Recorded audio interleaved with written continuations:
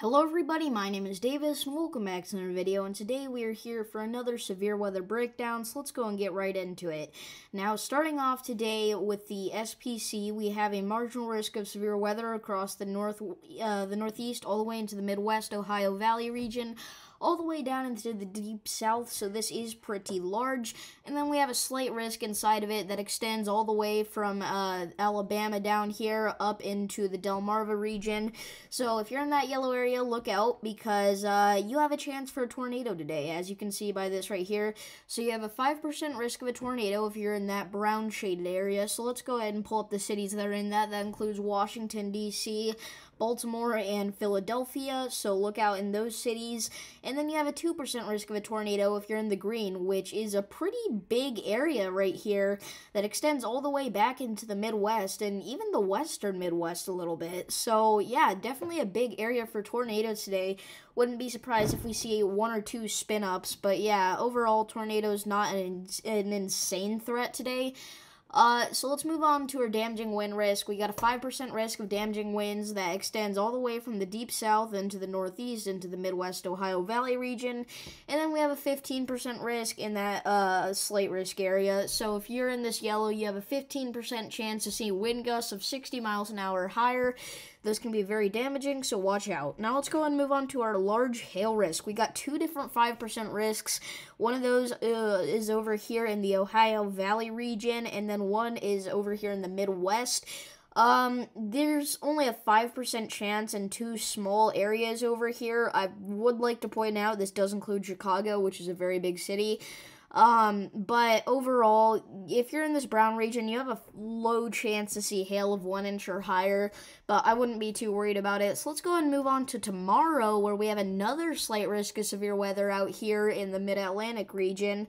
And then we also have a marginal risk that extends all the way from the deep south into the high northeast. So let's go ahead and break the threats down for that. Tornado. We have a 2% risk of a tornado for Rhode Island, as well as some other northeastern states. So if you're in that region, watch out.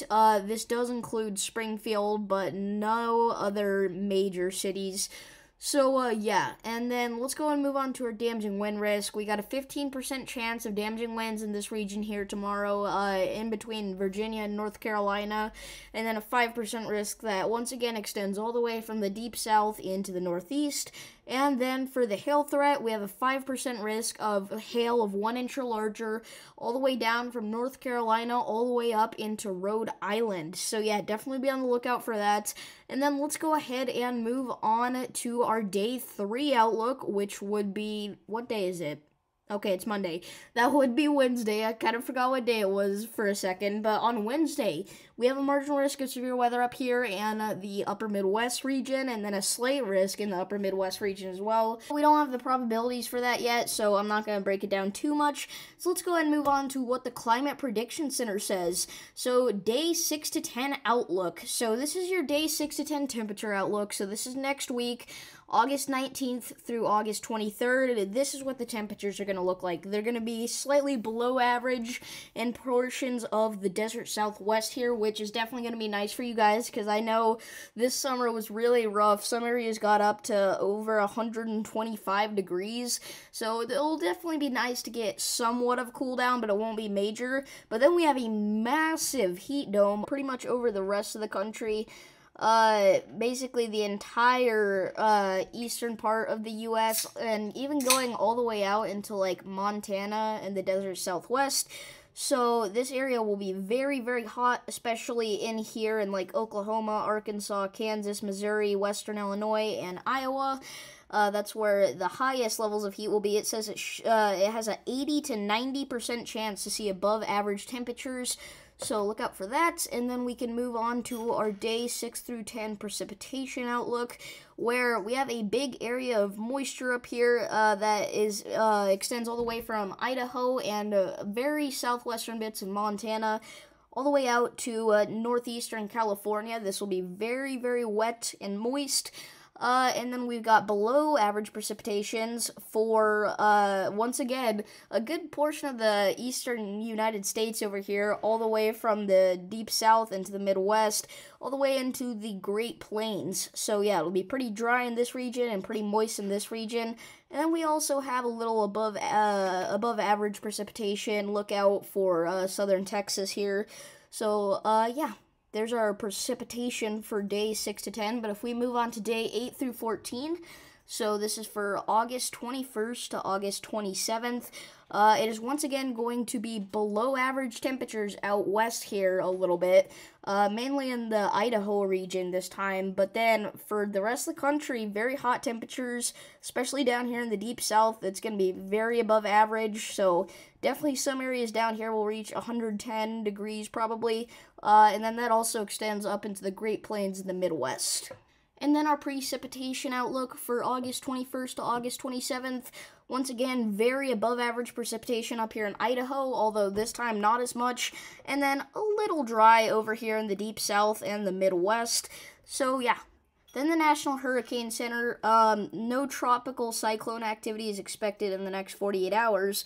But if we change it to the next 7 days here, let's go and take a look at that. You can see that we have two main areas of concern here. This one has a 30% chance to form into a tropical storm in the next 7 days, and this one has a 20% chance to. But even if they do, these will probably kind of just chill out here in the Atlantic, probably go up north a little bit, and overall not cause too much of a disturbance. Out here in the eastern Pacific, we've got one that has a 90% chance to form in the next 7 days over here out by Central America. And then we've got a Hurricane Fernanda here.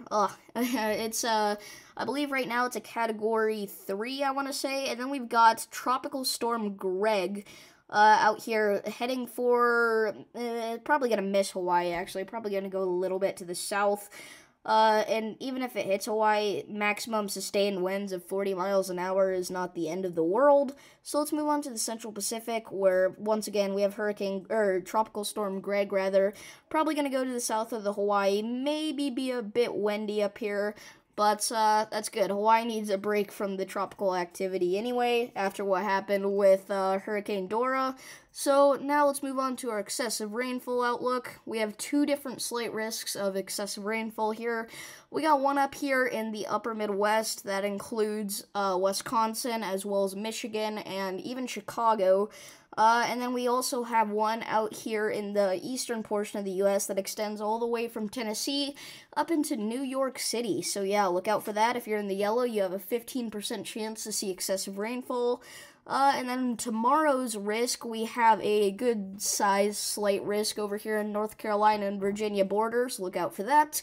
And then moving on from that, we don't really have any major concerns for excessive rainfall. So that's pretty much it for today. We'll go ahead and move back to our Storm Prediction Center here.